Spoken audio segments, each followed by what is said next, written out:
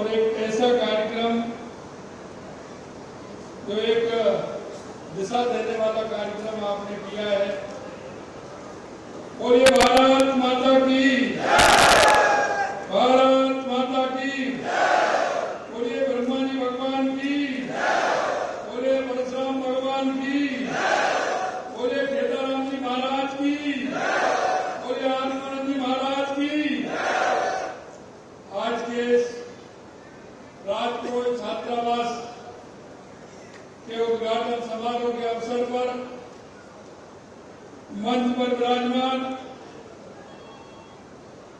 सम्मानीय हमारे पूजनीय संतगण, महाराज श्री 1008 सम्मानीय तुलसाराम जी महाराज, आपके चरणों में प्रणाम करता हूं।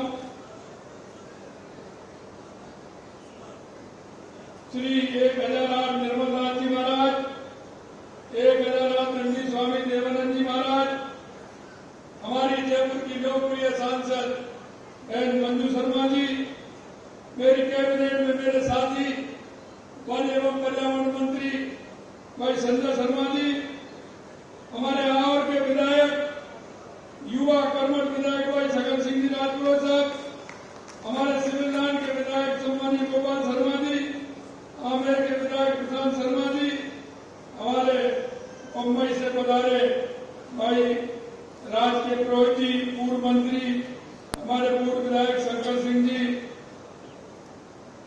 समारोह के अध्यक्ष मनोज कासवा जी, अर्जुन सिंह जी राजपुरोहित, जिला प्रमुख सिरोही एवं मंच पर विराजमान सभी हमारे नेतागण, समाज के बंधुगण, सामने मेरे बैठे सभी मेरे सम्मानित पूजारियों, बुजुर्गों, नौजवान दोस्तों और मेरी माता बहनों, मैं सबसे पहले तो आप सभी का अभिनंदन करता हूं, वंदन करता हूं, आप सभी को नमन करता हूं,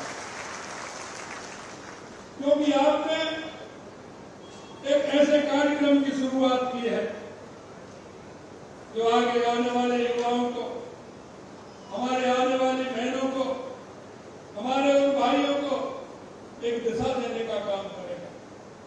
क्योंकि आज भी आवश्यकता है, उस आवश्यकता को देखते हुए आपने राजपुरोहित छात्रावास के उद्घाटन के अवसर पर आप सभी ने मुझे बुलाया है।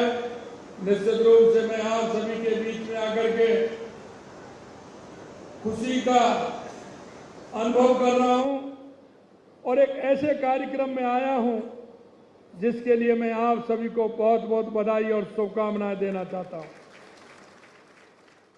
जयपुर में राजपुरोहित छात्रावास का निर्माण आने वाले समय में समाज के युवाओं को उनके सपने को पूरा करने का काम करेगा। क्योंकि कोई भी युवा आगे बढ़ता है, उसके मन में कोई ना कोई जिज्ञासा होती है, उसके मन में कोई ना कुछ कर गुजरने की इच्छा होती है, लेकिन कई बार उसके सामने ऐसी परिस्थिति आती है कि वो नहीं कर पाता है। आप सभी समाज के बंधुओं ने यह जो निर्णय लिया है, निश्चित रूप से इस निर्णय के माध्यम से उन युवाओं को दिशा मिलेगी जिनके मन में करने की कुछ तमन्ना होती है, और वो तमन्ना करने की होती है तो उसमें आपका ये छात्रावास मील का पत्थर साबित होगा। इतना मैं कहना चाहता हूं। यहाँ उपस्थित महानुभावों के दर्शन से मुझे बहुत प्रसन्नता हुई है और मुझे ध्यान है इन्हीं दिनों में मैं आसोत्रा धाम की मेरी हाल की यात्रा हुई थी। मैं महाराज जो हमारे तुलसाराम जी महाराज हैं, वहाँ उनका मुझे आशीर्वाद मिला, और उनका आशीर्वाद ही नहीं, जिस तरह से समाज के बंधुओं ने एक कार्यक्रम चलाया, यही नहीं पूरे देश के अंदर, शंकर सिंह जी कह रहे थे, पूरे देश के अंदर महाराज खेताराम जी का जो आशीर्वाद है मैं देखता हूं। जहां भी मैं जाता हूं समाज के बंधु आते हैं, और जिस तरह का मैं उनका मन और भाव देखता हूं, निश्चित रूप से मन प्रसन्न होता है। उन्होंने अपनी इस राजस्थान की धरती से, इस राजस्थान की मिट्टी से जाकर के पूरे देश के अंदर में जो खुशबू फैलाने का काम किया है, निश्चित रूप से मैं माननीय हमारे खेताराम जी महाराज जी के जो उनका आदेश और उनकी प्रेरणा और उनके आशीर्वाद से जो हमें मिला है, वो पूरे देश के अंदर हम उस खुशबू को फैला रहे हैं। यही नहीं, मैं आपसे निवेदन करना चाहता हूं कि यह छात्रावास समाज के युवाओं को गुणवत्ता शिक्षा प्राप्त करने के लिए एक मजबूत आधार भी बनेगा। हम जानते हैं कि शिक्षा किसी भी व्यक्ति और समाज के विकास का आधार होती है। शिक्षा से ही ज्ञान प्राप्त होता है, शिक्षा से ही कौशल विकास होता है और शिक्षा से ही समाज में सकारात्मक बदलाव भी होता है और शिक्षा से ही समाज का उद्धार भी होता है। क्योंकि आने वाले समय में यह आधुनिक युग में शिक्षा बहुत ही महत्वपूर्ण है।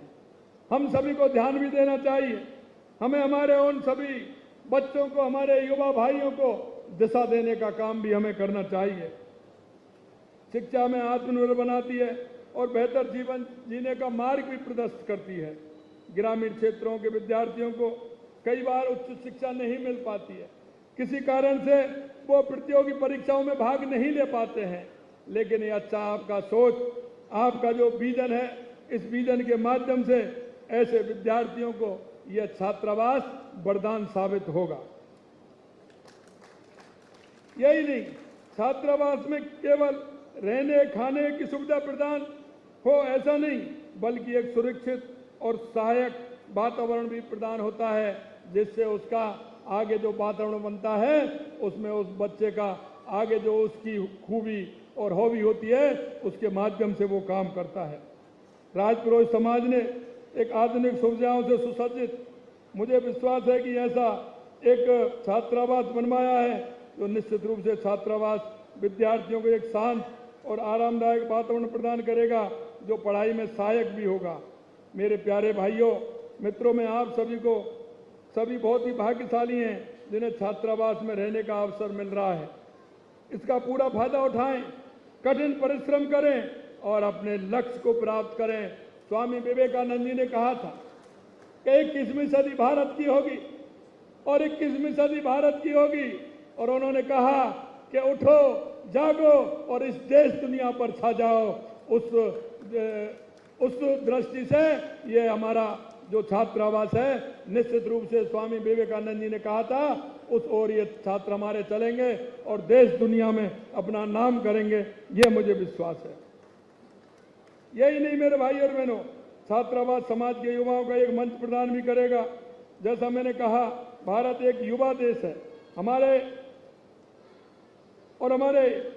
प्रधानमंत्री नरेंद्र मोदी जी की प्राथमिकता है कि उन्होंने युवा शक्ति राष्ट्र शक्ति के रूप में पहचान मिले और दुनिया में बढ़ता हुआ भारत का गौरव हो और हमारी ये पीढ़ी, आने वाली युवा पीढ़ी दुनिया में अपना नाम रोशन करे। प्रधानमंत्री जी ने शिक्षा प्रणाली को रोजगार उन्मुखी बनाने, युवाओं को 21वीं सदी की चुनौतियों का सामना करने के लायक बनाने और उन्हें वैश्विक नागरिक के रूप में तैयार करने के लिए राष्ट्रीय शिक्षा नीति 2020 लागू की है। प्रधानमंत्री जी के नेतृत्व में 2014 के बाद देश में जो परिवर्तन आप देख रहे हैं वो किसी भी क्षेत्र में हो, 2014 के बाद आपने जो देश में परिवर्तन दिखा है, चाहे वो गरीब कल्याण की योजनाएं हो, चाहे हमारे विकास की योजनाएं हो, या हमारे सीमाओं की सुरक्षा हो, या आतंकवाद नक्सलवाद का खात्मा हो, या दुनिया में बढ़ता हुआ भारत का गौरव हो, यह 2014 के बाद आपने देखने को मिला है। मैं आपसे यही कहना चाहता हूँ, हमारी शिक्षा के बुनियादी ढांचे जब तक ठीक प्रकार से नहीं होगा, हमारी शिक्षा जब तक हमारी गुणवत्तापूर्ण नहीं होगी, हमारी शिक्षा रोजगार उन्मुख नहीं होगी, हमारी शिक्षा कर्तव्यनिष्ठ नहीं होगी, हमारी शिक्षा अगर कर्तव्यनिष्ठ का उसमें उदाहरण नहीं होगा तो कोई मतलब नहीं होगा। क्योंकि हमारी संस्कृति, हमारा विचार, हमारे उन मुनियों ऋषियों की हमारी वो धाती जिन्होंने हमारे को संस्कार दिए, उन संस्कारों पर चल करके इस देश और दुनिया में भारत को आगे बढ़ाने के लिए हमें काम करना है। मैं आपसे इतना ही कहना चाहता हूँ, हम प्रदेश के प्रत्येक संभाग में Rajasthan institute of technology, Rajasthan institute of medical science स्थापित कर रहे हैं। तकनीकी से जुड़े नए विचारों को प्रोत्साहन करने के लिए अटल इनोवेशन स्टूडियो एक्सीलेटर शुरू किया है। हमारी सरकार राजस्थान में खेल आधुनिकीकरण के मिशन को शुरू कर रही है। हमने स्पोर्ट के क्षेत्र में भी काम कर रहे हैं। यहाँ स्पोर्ट की सुविधा नहीं थी, लेकिन हमारी सरकार ने 2026 के ओलंपिक को देखते हुए हमारा युवा किस तरह से आगे निकल करके आए। पूरे राजस्थान का युवा जो अपने क्षेत्र में किसी भी क्षेत्र में काम कर सकता है, खेल के क्षेत्र में काम कर सकता है, युवाओं की प्रतिभा निकल करके आए, उसके लिए भी हमने स्पोर्ट की यूनिवर्सिटी बनाने का काम हमारी सरकार करेगी। यही नहीं, पिछली सरकार ने हमारी युवा शक्ति को निराशा किया, गर्त में धकेलने का काम किया। आए दिन होने वाले पेपर लीक होते थे, उनकी घटनाएं किस तरह की होती थी। कड़ी मेहनत करने वाला वो विद्यार्थी, गांव और ढाणी से आने वाले विद्यार्थी वो रोता था, क्योंकि वो पेपर की तैयारी करता था। पिताजी उसके पेपर की तैयारी कराने के लिए उसको हॉस्टल दिलाते थे, उसको कोचिंग कराते थे, लेकिन आए दिन जिस तरह से आप देखते थे पेपर लीक हो जाते थे। आपने देखा होगा, हमने हमारे संकल्प पत्र में वायदा किया था कि किसी भी पेपर को लीक नहीं होने देंगे, और जिस तरह से पेपर लीक हुआ है उनको हम बख्शेंगे नहीं।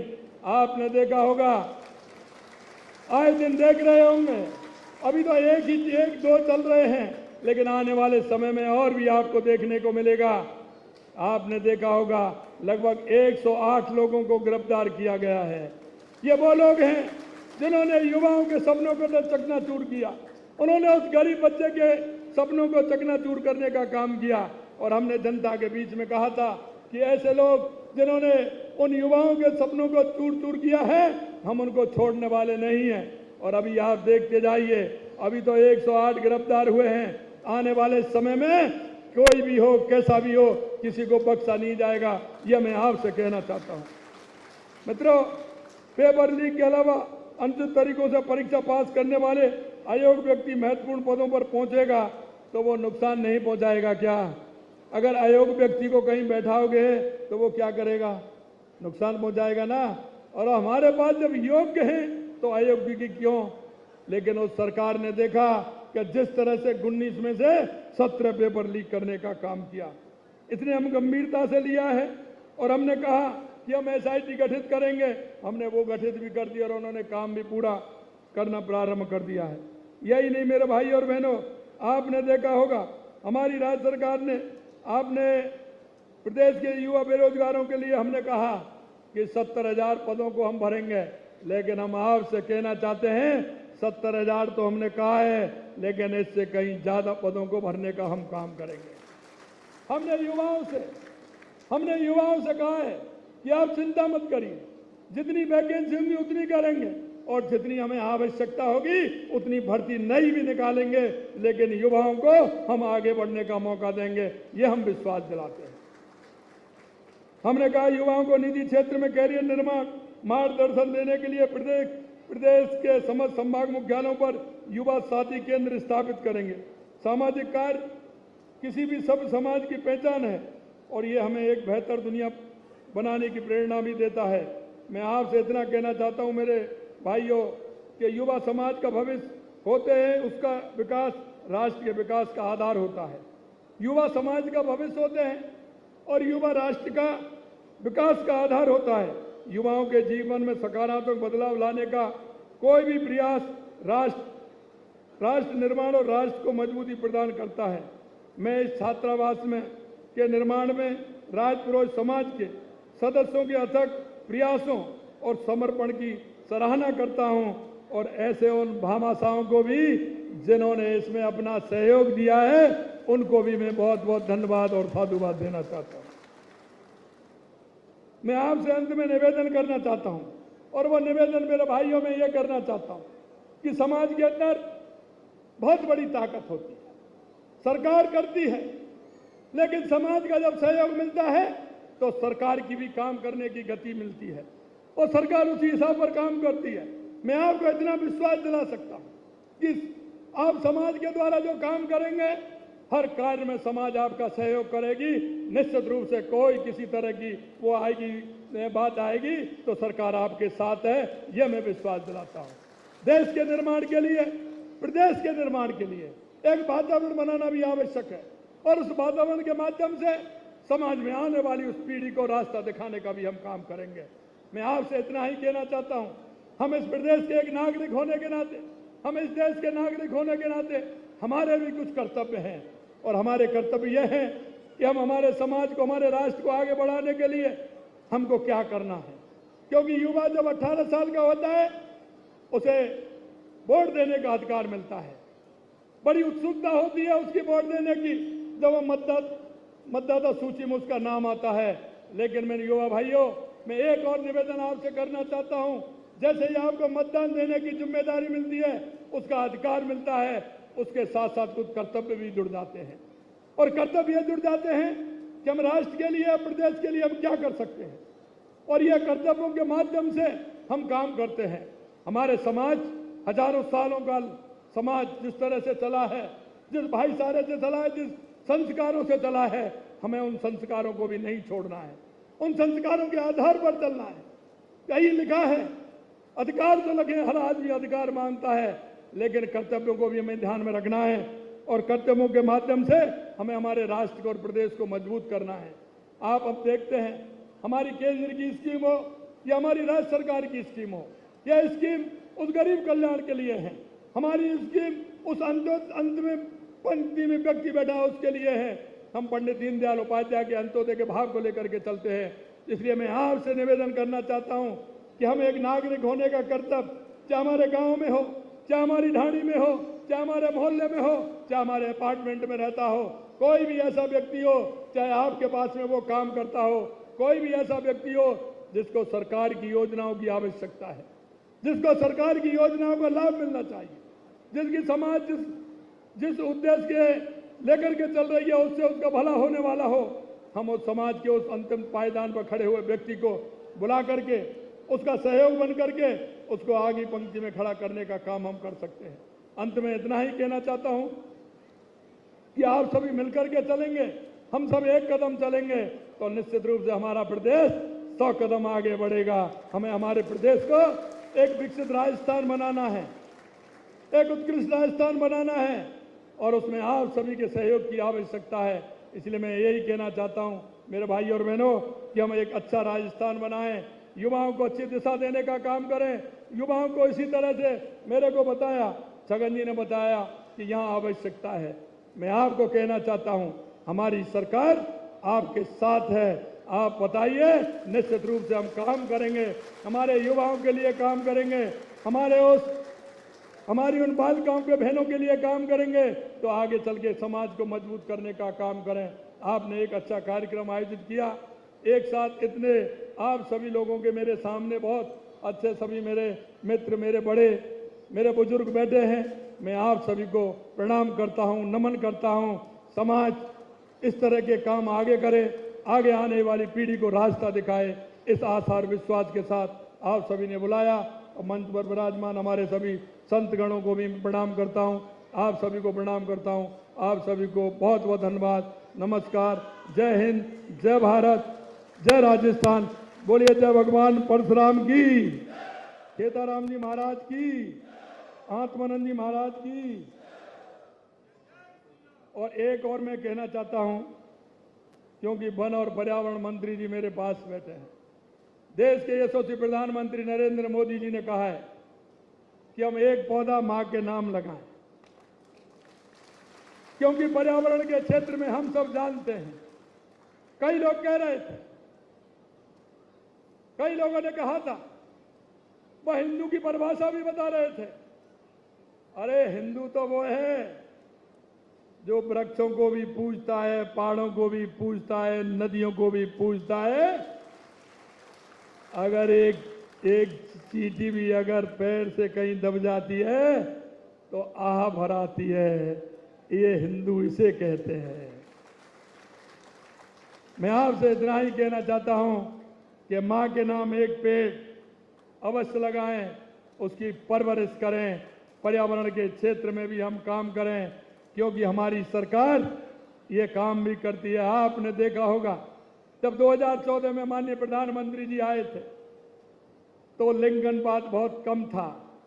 हरियाणा, राजस्थान इस तरह के स्टेट थे, लेकिन उन्होंने बेटी बचाओ बेटी पढ़ाओ का नारा दिया, उससे आज लिंगानुपात बराबर का आया है। हम सामाजिक सरोकार के काम भी करते हैं, इसलिए एक पेड़ मां के नाम लगाइए और पर्यावरण को आगे बचाइए। इतना मेरा आप सभी से निवेदन है। बहुत बहुत धन्यवाद। नमस्कार। जय हिंद, जय भारत। धन्यवाद मुख्यमंत्री जी। आप मैं धन्यवाद के लिए एक ऐसे सुपुत्र को बुलाना चाह रहा हूं। उसके पहले एक जानकारी दे देता हूं मुख्यमंत्री जी। ये जमीन जो अलॉटमेंट का विषय चला 2018 में 17 में,